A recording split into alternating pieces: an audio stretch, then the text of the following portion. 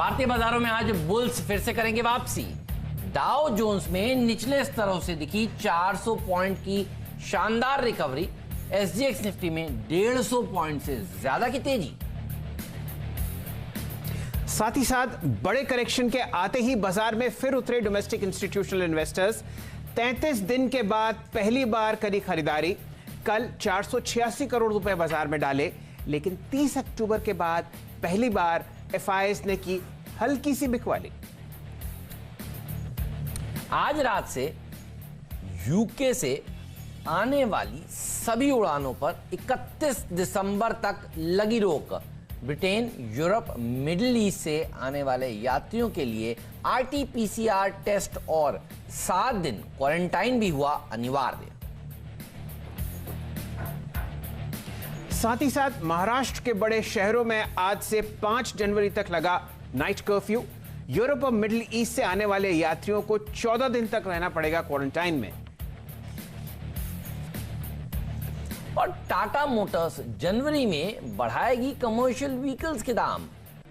लागत बढ़ने के कारण कीमतों में बढ़ोतरी का किया फैसला। एमएनएम ने भी ट्रैक्टर्स के दाम बढ़ाने का किया ऐलान। आईबीसी के तहत बैंक्रप्सी कार्रवाई पर रोक की अवधि बढ़ी। अब मार्च तक शुरू नहीं हो सकेगी ताजा कार्रवाई। पहले 24 दिसंबर तक लगाई गई थी रोक। और एंथनी बेस्ड हैंडलिंग के आईपीओ का आज दूसरा दिन। पहले दिन दुगना भरा इशू। रिटेल कोटा 3.5 गुना हुआ सब्सक्राइब। प्राइस बैंड 313 से 315 रुपए। दमदार एक्सपर्ट्स हमारे साथ जुड़े हैं, बताएंगे कहां पर है कमाई के बेहतरीन मौके। मुंबई से हमारे साथ जुड़े हैं जियोजिस फाइनेंशियल सर्विसेज के गौरांग शाह साहब, गिनी जेम कंसल्टेंट्स के मेहरबून ईरानी साहब, एलएफएस ब्रोकिंग के राजेश सतपुते, प्रकाशगाबा.com के प्रकाश गाबा, सेंट्रम वेल्थ मैनेजमेंट के टेक्निकल और डेरिवेटिव रिसर्च हेड आशीष चतुर्मोहता, और महाराष्ट्र के रायगढ़ से हमारे साथ जुड़ रहे हैं विलियम ओनील के मयूरेश जोशी, लखनऊ से हमारे साथ जुड़ रहे हैं मानस जायसवाल.com के मानस जायसवाल, और इंदौर से स्वास्तिका इन्वेस्टमार्ट्स की कविता जैन। कनाडा से भी देखिए हमारे साथ एक्सपर्ट्स हैं आज। क्वांटेप एडवाइजर्स के रिसर्च हेड शुभम अग्रवाल साहब। इतना ही नहीं, ग्लोबल बाजारों में जो उठापटक देखने को मिल रही है, यूके में देखिए जो नए वायरस की खबरें आई और उसके बाद आज थोड़ा स्पष्टीकरण भी आ रहा है। इस सब पर बात करने के लिए एलारा कैपिटल के वाइस चेयरमैन और सीईओ राज भट्ट साहब भी हमारे साथ जुड़ेंगे। तो पहले ग्लोबल मार्केट्स की बात कर लेते हैं। हर्षदा से समझ लेते हैं कि हुआ क्या। कल ओवरनाइट दिख रहा था हमें डाउ फ्यूचर्स की बहुत दबाव के साथ देखिए अमेरिका के बाजार कारोबार करेंगे। खुला तो नीचे, लेकिन क्या शानदार रिकवरी देखने को मिली। रिकवरी के कारण बताइए हर्षदा। जी हाँ हेमंत, लग तो रहा था कि एक अग्रेसिव सेल ऑफ जो देखा ओपनिंग ट्रेड में दिखाई दिया था वो जारी रहेगा, क्योंकि यूरोप वैसे ही तस्वीर पोस्ट कर रहा था। लेकिन 461 अंकों की रिकवरी डाउ में देखने को मिली। 37 अंकों का उछाल फाइनली देखा गया है डाउ में, और वजह इनफैक्ट बैंक्स थे, क्योंकि जेपी मॉर्गन की तरफ से बहुत पॉजिटिव कमेंट्री निकल कर आई। तो ओवरऑल बैंकिंग स्टॉक्स में हमने देखा अच्छी खासी रिकवरी देखने को मिली। साथ ही साथ ये भी नोटिस किया गया है कि ट्रैवल इंडस्ट्री के स्टॉक्स में इनिशियल हिट तो जरूर आया, लेकिन वहां पर कुछ रिकवरी आई। ये रिकवरी के पीछे वजह साफ है कि देखिए, हाँ, इस समय दुनिया भर में कोविड के नए स्ट्रेन का खतरा है। इसीलिए हमने देखा था अक्रॉस द बोर्ड यूरोपीय बाजार, चाहे वो डैक्स हो, फुटसी हो, कैक हो, उनमें काफी गिरावट देखने को मिली। इनफैक्ट डैक्स यानी कि जर्मनी के मार्केट्स करीब 380 पॉइंट से ज्यादा टूटे थे कल के सत्र में। लेकिन इस सबके बीच डब्ल्यूएचओ ने थोड़ी सी आप कह सकते हैं सपोर्टिव स्टेटमेंट दी है। डब्ल्यूएचओ ने ये साफ कहा कि देखिए, कोविड का जो नया स्ट्रेन है उस पर वैक्सीन जो इस समय मॉडर्ना और फाइजर ने तैयार की है वो असर करेंगी, वो कारगर साबित होंगी। तो ऐसा नहीं है कि इस नए स्ट्रेन का कोई हल नहीं है, हल वैक्सीन में जरूर रहेगा। दूसरी तरफ उन्होंने ये भी कहा कि कोविड का जो नया स्ट्रेन आया है उसमें जो म्यूटेशन के स्तर हैं वो काफी स्लो पेस पर म्यूटेट हो रहे हैं सीजनल फ्लू की तुलना में। तो चिंता की बात है, लेकिन पैनिक करने की जरूरत नहीं है, ये डब्ल्यूएचओ कह रहा है। हम सब जानते हैं वायरस की यही खासियत होती है कि वो अपने आप को करंट रखना चाहता है, इसीलिए लगातार म्यूटेट होता रहता है। इसीलिए हमने देखा वो तमाम एक्शन यूके और ऑफ कोर्स बाकी यूरोपियन नेशंस ने लिए हैं। यूके में जो कोई रह चुका है वो जब अपने देश वापस आ रहा है या फिर ट्रैवल कर रहा है। इसी का एक ऑफ कोर्स इम्पैक्ट हमने आज एशियन ट्रेड में देखा। जापान खुला करीब 200 पॉइंट से ज्यादा की गिरावट पर, लेकिन इस समय सिर्फ 100 पॉइंट की गिरावट देखने को मिल रही है।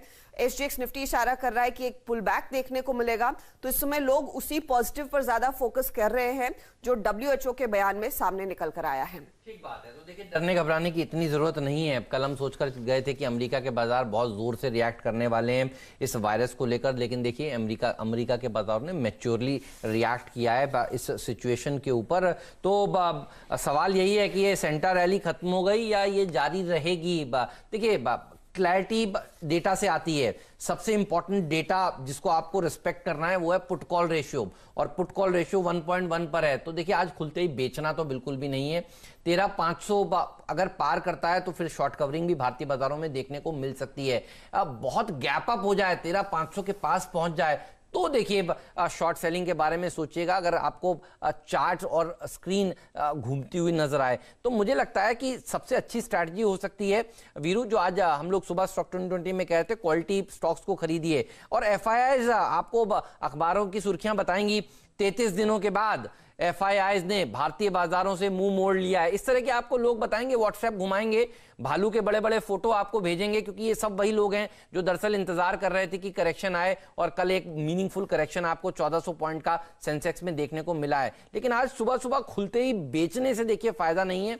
जब तक कल का लो 13,130-31 का टूट नहीं जाता तब तक मुझे नहीं लगता कि बहुत डरने घबराने की जरूरत है। अच्छी बात है कि देखिए आज गैप अप ओपनिंग होती हुई नजर आ रही है। तो एफआईआईज छुट्टी पर गए हैं, बुल्स ने ब्रेक लिया है। इसका मतलब ये नहीं है कि बुल्स खुद ही देखिए बिकवाली करेंगे। और कल के एफआईआई के आंकड़े को भी एक बार डाइसेक्ट करके देखेंगे तो भी आपको देखिए चिंता नहीं नजर आएगी। ये ट्रेंड नहीं बना है। देखिए ट्रेंड अभी भी यही है कि एफआईआई लगातार भारतीय बाजारों में खरीदारी कर रहे हैं। बिरला सॉफ्ट में कल 2 ब्लॉक्स हुए जिसमें 137 करोड़ रुपए का एफआईआई ने माल बेचा, और मैक्स फाइनेंशियल्स में दरअसल ब्लॉक हुआ। केकेआर की एंटिटी ने करीब करीब 250 करोड़ रुपए का माल बेचा। दोनों को जोड़ लें तो 382 करोड़ रुपए का माल उन्होंने बेचा। और कल का आंकड़ा देख लीजिए एफआईआई का क्या है, लगभग इतना ही है। तो एफआईआई का एक दिन का आंकड़ा आपको ट्रेंड नहीं बताता। ट्रेंड यही है कि 2000 करोड़ रुपए की बाइंग लगातार देखने को मिल रही है। तो देखिए आंकड़ों को रिस्पेक्ट करिए, और आज एफआईआई के आंकड़े से मुझे कम से कम डर नहीं लगता। और दूसरी बात यह है कि पुट कॉल रेशियो से भी देखिए लगता है कि एक बाउंस बैक देखने को मिल सकता है। अगर इंडिया विक्स खुलने के बाद कल की तरह बिहेव करे, जैसा कल हम लोग आखिरी सौदा में कह रहे थे 7% ऊपर वाला, देखिए 27% ऊपर चला गया, तो देखिए आपको थोड़ा सा इंतजार करना होगा। तो 2 काम हो सकते हैं। एक तो आप वेट एंड वॉच कर सकते हैं, देख लीजिए वॉल्टिलिटी, क्योंकि बाजार में आज अच्छी खासी आपको देखने को मिल सकती है। मंदी करने वाले भी कोशिश करेंगे और तेजी करने वाले भी अपना पूरा जोर लगाएंगे। तो वॉल्टिलिटी जो है वो देखिए थोड़ा सा स्किल ट्रेडर्स के फेवर में जाती है, बाकी ले ट्रेडर्स के, ले इन्वेस्टर्स के फेवर में नहीं जाती। और दूसरा काम आप ये कर सकते हैं कि आप अच्छे क्वालिटी स्टॉक्स को खरीदिए। H2B2 all time favourite stock है, यहां पर आप कभी भी गलत नहीं जाएंगे। नेस्ले खरीदिए, एशियन पेंट खरीदिए, ये वो बढ़िया स्टॉक्स हैं जो आपको पैसा बनाकर देंगे, क्योंकि हमेशा से देखिए बाजार इतना बड़ा करेक्शन नहीं दिखाने वाला। तो इसीलिए आज का हेडर जो रखा था वो ये वीरू रखा था, एफआईआईज ऑन क्रिसमस ब्रेक। तो ब्रेक पर गए। जनरली हम जब पिक्चर देखते हैं वीरू तो ब्रेक आता है, इंटरवल आता है, लेकिन उसका मतलब ये नहीं है कि पिक्चर वहां खत्म हो जाती है, तो पिक्चर बाकी है, ऐसा मुझे समझ में आ रहा है। एफआईआईज अगर खरीदारी करते रहेंगे तो बाजार नहीं यहां से घटेगा कल उनकी तरफ से, क्योंकि बाइंग का अभाव नहीं था और इन ब्लॉक डील्स के चलते सेलिंग थी, तो इसलिए देखिए बाजार को ऊपर जाने में दिक्कत हो रही थी। जी बिल्कुल सही कहा आपने हेमंत। और देखिए एक चीज मैं